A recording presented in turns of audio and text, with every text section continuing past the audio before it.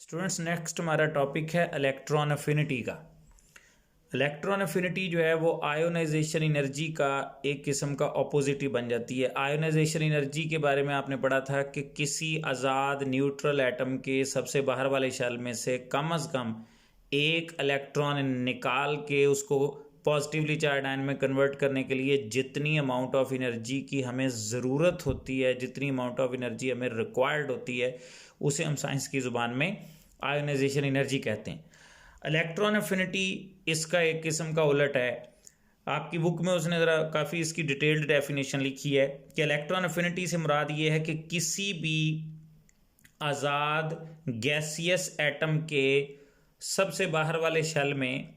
किसी खाली यानी एम्प्टी ऑर्बिटल के अंदर या पार्शली फिल्ड ऑर्बिटल के अंदर। एक बात पांचवें चैप्टर से ही आपको पता है कि ऑर्बिटल में ज़्यादा से ज़्यादा 2 इलेक्ट्रॉन होते हैं, लिहाजा अगर किसी ऑर्बिटल में 1 इलेक्ट्रॉन होगा तो उसको पार्शली फिल्ड कहेंगे और उसमें 1 इलेक्ट्रॉन और दाखिल किया जा सकता होता है। लिहाजा उसने डेफिनेशन में इसी पॉइंट ऑफ व्यू से बात लिखी है कि किसी आज़ाद न्यूट्रल गैसियस एटम के सबसे बाहर वाले शेल के अंदर किसी खाली या पार्शली फिल्ड ऑर्बिटल के अंदर अगर इलेक्ट्रॉन दाखिल करके उसको नेगेटिवली चार्ज आयन या एन आयन में कन्वर्ट किया जाए तो उस दौरान जितनी अमाउंट ऑफ एनर्जी रिलीज होगी या खारिज होगी वो तारीफ की रूह से इलेक्ट्रॉन अफिनिटी कहलाएगी। आयोनाइजेशन एनर्जी के अंदर इलेक्ट्रॉन एनर्जी की ज़रूरत होती है, एनर्जी रिक्वायर्ड होती है, जबकि इलेक्ट्रॉन अफिनिटी के अंदर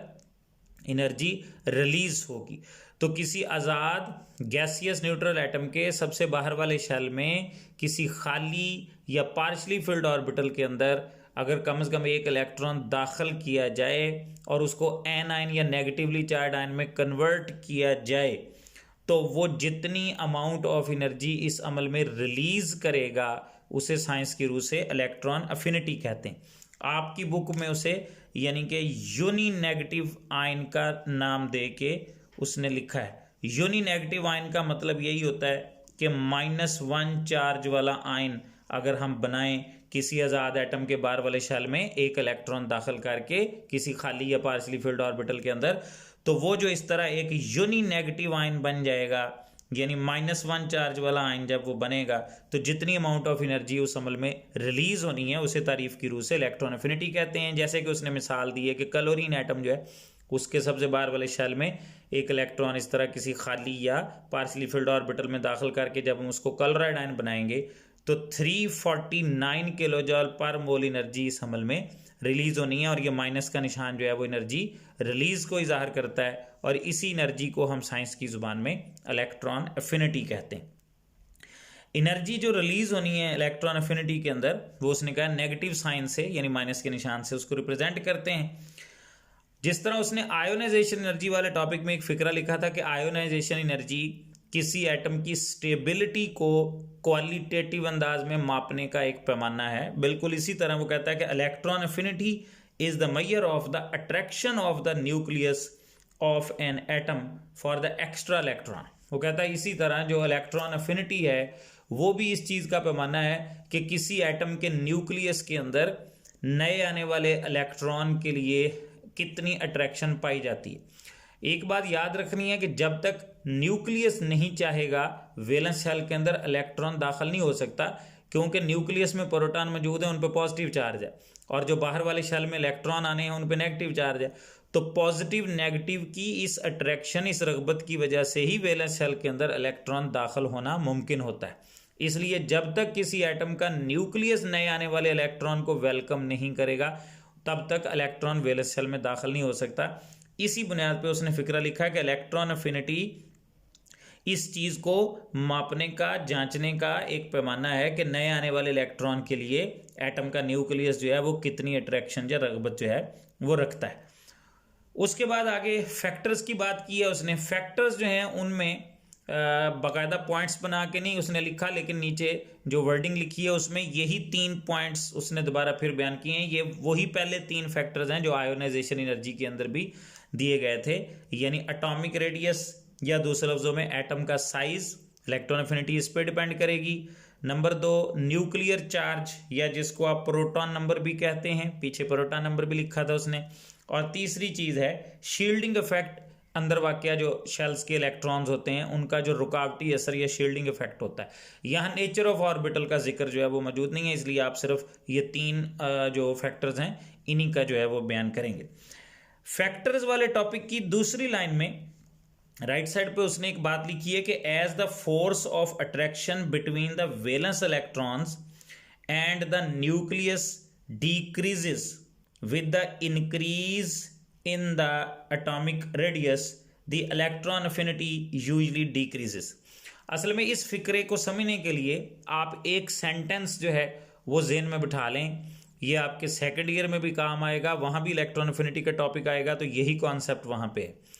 एक बात हमेशा याद रखनी है कि जितने छोटे साइज का एटम होगा, या यूं कह लें कि जैसे जैसे एटम का साइज छोटा होता जाएगा वैसे वैसे उसके वैलेंस शेल के अंदर इलेक्ट्रॉन जल्दी दाखिल किया जा सकता है और उतनी ही वो ज़्यादा amount of energy atom release करता है, यानी दूसरे लफ्ज़ों में उसकी इलेक्ट्रॉन अफिनिटी वैल्यू उतनी ही हाई होती है। और जितना एटम का साइज बड़ा होता जाएगा, उसका रेडियस जितना ज़्यादा होता जाएगा, उतना ही उसके वैलेंस शेल के अंदर देर से इलेक्ट्रॉन दाखिल होगा, क्योंकि न्यूक्लियस दूर होता जाएगा वैलेंस शेल से, इसलिए न्यूक्लियस की अट्रैक्शन आने वाले इलेक्ट्रॉन के लिए थोड़ी होती जाएगी, इसलिए वो ज़रा टाइम लेगा उसके वैलेंस शेल में दाखिल होने के लिए। तो लिहाजा जैसे जैसे एटम का साइज बड़ा होता जाएगा वैलेंस शेल के अंदर इलेक्ट्रॉन दाखिल करना उतना मुश्किल होता जाएगा और उतनी ही वो कम एनर्जी रिलीज करता है, यानी कि दूसरे लफ्ज़ों में इलेक्ट्रॉन अफिनिटी वैल्यू उतनी डिक्रीज होती जाती है। अब अगर इस चीज़ को ज़हन में रखें तो मैंने अभी क्या बोला है कि जैसे जैसे एटम का साइज छोटा होता जाता है वैसे वैसे वो ज़्यादा एनर्जी रिलीज करता है, यानी दूसरे लफ्ज़ों में इलेक्ट्रॉन अफिनिटी वैल्यू उतनी ही बढ़ती चली जाती है। तो अब आपको ये तो पता है कि मिसाल के तौर पर ये मैंने आपके सामने एक पीरियड लिखा है कि जब हम पीरियड में लेफ़्ट से राइट की तरफ बढ़ते हैं तो जैसे जैसे एटॉमिक नंबर बढ़ता है और न्यूक्लियर चार्ज इंक्रीज करता है वैसे वैसे एटॉमिक रेडियस में कमी होती जाती है, यानी एटम छोटे होते जाते हैं। और अभी मैंने फिक्रा बोला था कि जैसे जैसे एटम छोटा होता जाएगा वो ज़्यादा अमाउंट ऑफ एनर्जी रिलीज करेगा, यानी इसका मतलब है कि इलेक्ट्रॉन अफिनिटी वैल्यू उतनी ही बढ़ती जाएगी। लिहाजा लेफ्ट से राइट की तरफ पीरियड में जब हम मूव करेंगे तो एटॉमिक रेडियस डिक्रीज होने की वजह से इलेक्ट्रॉन अफिनिटी वैल्यू में इजाफा होता जाएगा। और ग्रुप में इसका ऑपोजिट होता है, क्योंकि ग्रुप में ऊपर से नीचे को शील्डिंग इफेक्ट जो है वो इंक्रीज करता है। लिहाजा ऊपर से नीचे को शील्डिंग इफेक्ट बढ़ने की वजह से एटम का साइज जो है वो बड़ा होता जाएगा। और मैंने अभी बोला था कि बड़े एटम जो होते हैं वो थोड़ी एनर्जी रिलीज करते हैं, लिहाजा ऊपर से नीचे को जब एटम बड़े होते जाएंगे साइज बढ़ता चला जाएगा, रेडियस में इजाफा होता चला जाएगा, तो वैसे वैसे जो इलेक्ट्रॉन अफिनिटी वैल्यू है उसमें कमी वाक़या होती जाएगी, यानी इलेक्ट्रॉन अफिनिटी डिक्रीज करती जाएगी। अब यहाँ तक ज़रा थोड़ा सा इसको मेरे साथ रीड करें जो बुक में उसने लिखा है variation in the periodic table. वो कहता है कि पीरियोडिक टेबल के अंदर period wise atomic radius decrease करता है लेफ्ट से राइट की तरफ, किस वजह से? न्यूक्लियर चार्ज में इजाफे की वजह से। लिहाजा इलेक्ट्रॉन अफिनिटी एलिमेंट्स की इंक्रीज करती जाती है लेफ्ट से राइट की तरफ पीरियोडिक टेबल में। और यही वजह है कि वो कहता है कि जो अल्कली मेटल्स हैं, ये अल्कली मेटल्स असल में ये पीरियोडिक टेबल के फर्स्ट ग्रुप को ही हम कहते हैं, लिथियम सोडियम पोटेशियम। वो कहता है यही वजह है कि जो अल्कली मेटल्स हैं उनकी इलेक्ट्रॉन अफिनिटी जो है वो सबसे कम होती है, क्योंकि लेफ्ट से राइट की तरफ बढ़नी है, इसलिए जो पहला पहला एलिमेंट है हर पीरियड का उसमें वैल्यू कम ही होगी। और जैसे जैसे आप आगे की तरफ बढ़ते जाएंगे तो हेलोजन फैमिली तक पहुंचते पहुंचते ऑक्सीजन के आगे फ्लोरीन होती है, एटॉमिक नंबर 9 है, तो वो कहता है हेलोजन फैमिली तक पहुंचते पहुंचते इलेक्ट्रॉन अफिनिटी वैल्यू जो है वो अपने मैक्सिमम लेवल तक जो है वो चली जाती है। आगे नोबल गैसेज आती हैं, वो बहरहाल कंप्लीट शेल होने की वजह से उसको इस ट्रेंड में हम कंपेयर नहीं करेंगे। तो इसमें आखिरी एलिमेंट समझें कि ये फ्लोरीन, क्लोरीन, ब्रोमीन वगैरह ये आखिरी एलिमेंट के तौर पे इन्हीं को कंपैरिजन में लाया जाएगा। तो नोबल गैसों को छोड़ के ये फ्लोरीन, क्लोरीन, ब्रोमीन यानी कि हेलोजन फैमिली तक आते आते लेफ्ट से राइट की तरफ मूव करके वो कहता है इलेक्ट्रॉन अफिनिटी अपने हाईएस्ट लेवल तक जो है वो पहुंच जाती है। ऑन दी अदर हैंड इसके बरक्स एटॉमिक रेडियस इंक्रीज करता है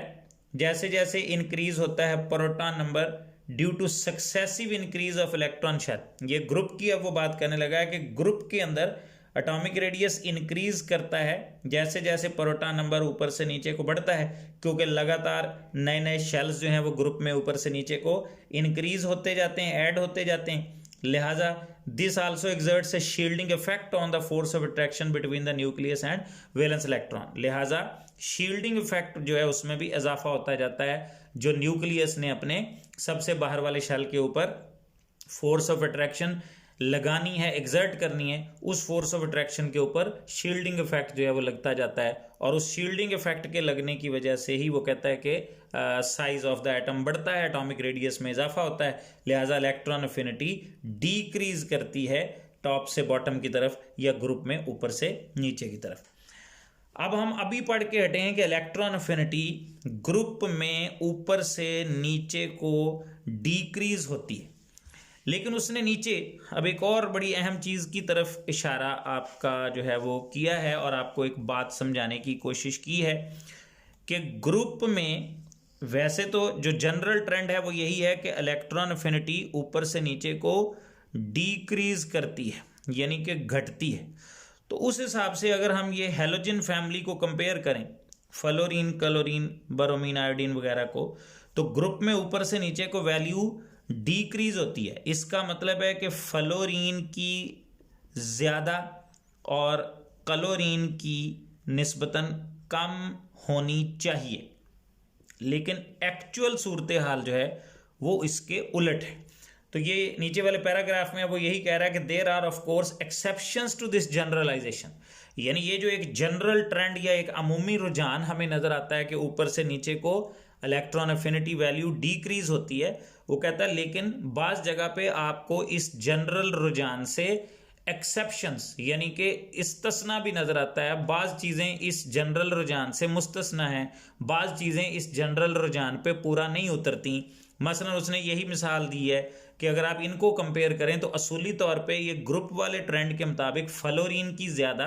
और क्लोरीन की कम होनी चाहिए, लेकिन असल सूरत हाल इसके उलट है, यानी कि फ्लोरीन की कम है और क्लोरीन की ज़्यादा है। तो वो बता रहा है कि fluorine has electron affinity less then that of chlorine. वो कहता है टेबल में भी आप वैल्यू से इसका अंदाज़ा लगा सकते हैं। अब इसकी रीज़न क्या है जी, वाई? तो ये एक अलग शॉर्ट क्वेश्चन भी हो सकता है कि fluorine has electron affinity less than chlorine, why? तो उसके जवाब में फिर वो लिख रहा है कि actually fluorine has very small size and 7 electron in 2s and 2p subshell. असल में फ्लोरीन का एटॉमिक नंबर 9 है, इसके पास वैलेंस शेल के अंदर 7 इलेक्ट्रॉन होते हैं, 2s और 2p सबशेल्स के अंदर ये 7 इलेक्ट्रॉन पाए जाते हैं। और अब ये देखें कि एटम ये छोटा है, यानी 2 ही शेल हैं, लेकिन वैलेंस शेल के अंदर 7 इलेक्ट्रॉन पाए जाते हैं। तो 7 इलेक्ट्रॉन जो है इनका बड़ा थिक इलेक्ट्रॉनिक क्लाउड जो है वो इर्द गिर्द यानी पाया जाता है आखिरी शेल के अंदर। लिहाजा उसकी वजह से क्या होगा, वो कहता है this thick cloud repels the incoming electron. लिहाजा जब आपने फ्लोरीन के वैलेंस शेल के अंदर इलेक्ट्रॉन दाखिल करने के लिए लेके आना है, तो ये पहले से मौजूद 7 इलेक्ट्रॉनों का जो थिक इलेक्ट्रॉनिक क्लाउड है वो नए आने वाले इलेक्ट्रॉन को रिपेल करेगा, परे को धकेलेगा, जिसकी वजह से साइज में थोड़ी सी इंक्रीज आएगी, शेल्स थोड़ा एक्सपैंड होंगे और एटम का साइज थोड़ा सा बढ़ेगा। और अभी मैं शुरू में यही समझाता रहा हूं कि जब एटम थोड़ा बड़े साइज का होता है तो इलेक्ट्रॉन अफिनिटी वैल्यू डीक्रीज करना शुरू हो जाती है, और ग्रुप में यही होता है कि ऊपर से नीचे को आते हुए एटम चूंकि बड़े होते जाते हैं इसलिए इलेक्ट्रॉन अफिनिटी डिक्रीज करती है। तो फ्लोरीन में रिपल्शन की वजह से वो जो इलेक्ट्रॉनिक क्लाउड है वो थोड़ा एक्सपैंड होता है और उसके साइज में थोड़ा इजाफा होता है और वो ज़रा थोड़ा सा बड़ा हो जाता है, जिसकी वजह से वो थोड़ा सा जब बड़ा होगा तो उसकी इलेक्ट्रॉन अफिनिटी वैल्यू डीक्रीज कर जाएगी। तो इसलिए जो ट्रेंड है वो ट्रेंड जो है वो आम अमूमी जो रुझान है ग्रुप का उससे थोड़ा तब्दील हो जाता है। तो यहाँ तक यानी आपने ये पैराग्राफ की एंडिंग तक इस शॉर्ट क्वेश्चन का जवाब लिखना है। उसके बाद आखिर में वो कहता है कि जो एलिमेंट सेकंड ग्रुप के एलिमेंट हैं, 5वें के एलिमेंट हैं और 8वें के एलिमेंट हैं, ये उसी तरह एबनॉर्मल यानी कि ज़रा मामूल से हट के लो वैल्यूज शो करते हैं हर पीरियड के अंदर पीरियोडिक टेबल के अंदर इलेक्ट्रॉन अफिनिटी की। और इस चीज़ को भी अगर समझना हो तो वो उनकी इलेक्ट्रॉनिक कन्फिग्रेशन से समझा जा सकता है। तो ये उसी तरह की बात है जैसे उसने आयोनाइजेशन एनर्जी में भी कुछ ग्रुप्स का कहा था कि इनकी एबनॉर्मल वैल्यूज़ होती हैं और इस चीज़ का ताल्लुक उनकी इलेक्ट्रॉनिक कन्फिग्रेशन के साथ होता है। वो बहरहाल उसकी वजाहत चूँकि आपके सिलेबस में शामिल नहीं है इसलिए हम उस पर अभी फ़िलहाल कोई तफसीली बात नहीं करेंगे। आप सिर्फ ग्रुप्स के नाम याद रख लें कि 2a 5a और 8a वगैरह जो हैं इनकी एबनॉर्मल वैल्यूज़ हैं इलेक्ट्रॉन अफिनिटी की, और उसके पीछे जो रीज़न इन्वॉल्व है वो उनकी मामूल से ज़रा डिफरेंट इलेक्ट्रॉनिक कन्फिग्रेशन है।